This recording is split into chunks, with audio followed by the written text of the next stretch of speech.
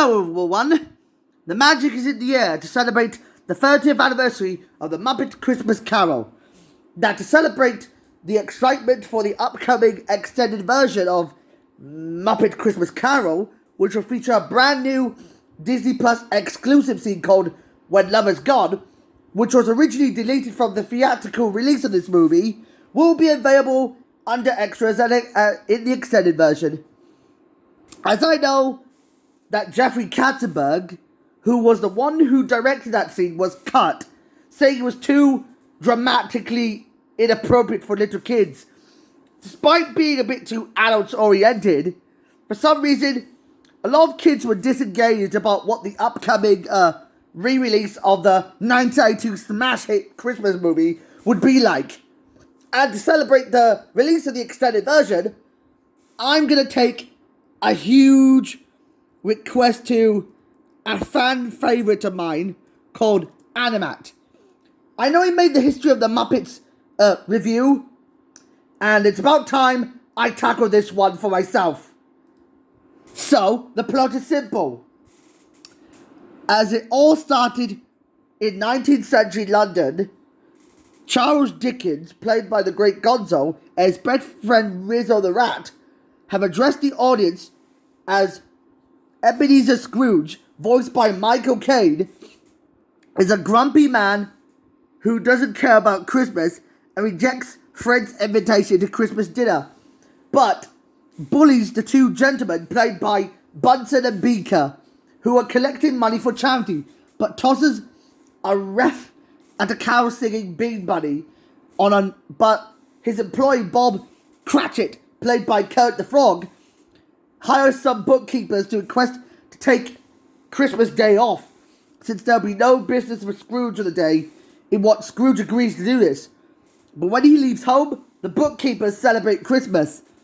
But Scrooge, who is feeling sorry for what he did to himself, is confronted by the ghosts of his business partners, the Marleys, Robert and Jacob Marley, played by Slater Waldorf, who warn to repent his devilish ways of destroying Christmas, or to be sent to hell and suffer in the afterlife of Satan himself, as they do. As they try to inform that the free spirits will help him explore the true meaning of Christmas. However, the childlike ghost of Christmas past confronts Scrooge at 1 o'clock, telling him he has to go back to his childhood and his early adult life. As Charles and Rizzo hatch the riding too, I just call him Gonzo and Rizzo. They visit the lonely school days of what his time as an employee under Fozwig, who is originally called Mr. Fezziwig in the original story, played by Fozzie Bear. Although according to Adapted Out, Fezziwig as well as... I'm getting that Fezziwig and Santa Claus were omitted from appearing in this movie.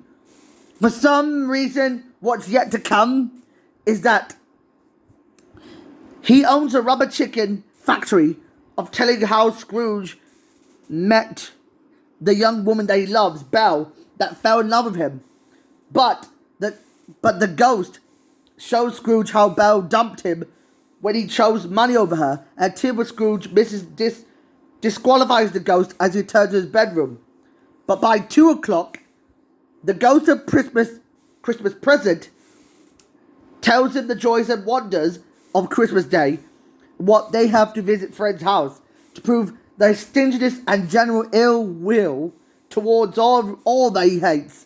Means that he's learning about his family in what Miss Cratchit, played by Miss Piggy, is contented to have a small dinner. But Scrooge takes a pity on Tiny Tim, played by Robert the Frog. But the ghost abruptly ages, telling that Tiny Tim will kill himself by committing suicide on dinner. Wow. Does that remind me of something of what I learned from Sean Kingston? Wait a minute. Sean Kingston. Let me check this out. Damn all these motherfuckers, they only wanna do you didn't know. That's why it's hard. You're way too beautiful. That's why it'll work. You have me as perfect when you say. See, it started at the park, used to chill at the park. Ooh, when you suck my hip, that's when we fuck each other. No. We both thought that love lasts forever. What? They say we too young to get Ridiculous. Come on. See, it's very divine, girl. One of us.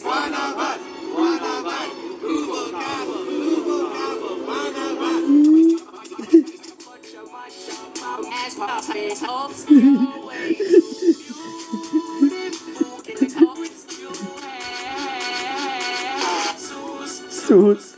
was back in '99 watching Party now, watching Poppy, ass her, watching that, and then I came out over my girl. Yo, made it be consider suicide. Wait a minute. What did I learn it from? Now, where was I?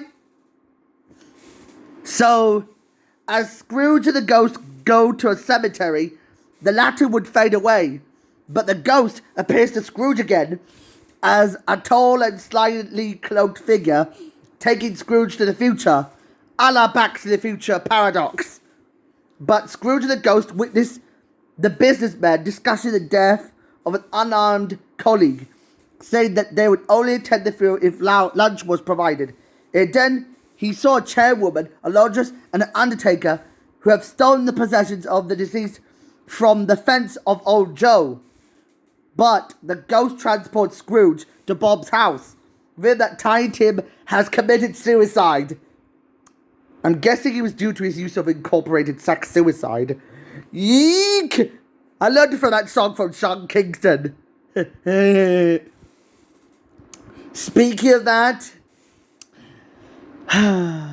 the Cratchits were mourning Tiny Tim's death, and Scrooge got sent back to the cemetery, but the ghost points out the wretched man's neglected grave, revealing that Scrooge is the man who died. Overcoming emotion, he tearfully vows change ways and embraced the robes of finds him going back to the bed where he started from. Discovering it's Christmas Day, Scrooge decides to surprise Bob's family with a turkey dinner and ventures out with Bean, Dickens and Rizzo, where the charity workers spread happiness and joy around London, reconciling Fred and Foswig. Scrooge goes to the Cratchit house at first, putting a cold manner before revealing that he intends Bob's salary and pay off the mortgage. And also, Scrooge, Cratchit and Fred and the neighborhood celebrate Christmas as Dickens narrates how Scrooge became the second father to Tiny Tim, who escaped death. For some reason, the songs are quite catchy, although it's by far the first to be produced right after the deaths of Muppets creator Jim Henson and performer Richard Hunt. It's dedicated to both of them. Although Henson died 2 years earlier, I'm guessing it was the first to be produced by Walt Disney Pictures. But sadly, the parent company would acquire the franchise in 2004, meaning that this will put the fate of them in limbo. Despite the milestone creativity in its characters, I'd give this one a solid 10 out of 10. Yeah, this Muppet movie is by far the best of the bunch. So, the lesson is, if you want to be Ebenezer Scrooge, if you want to be the Grinch who can steal Christmas, you better have to deal with the dead first, before you can celebrate Christmas. That's the most important lesson you can learn it from.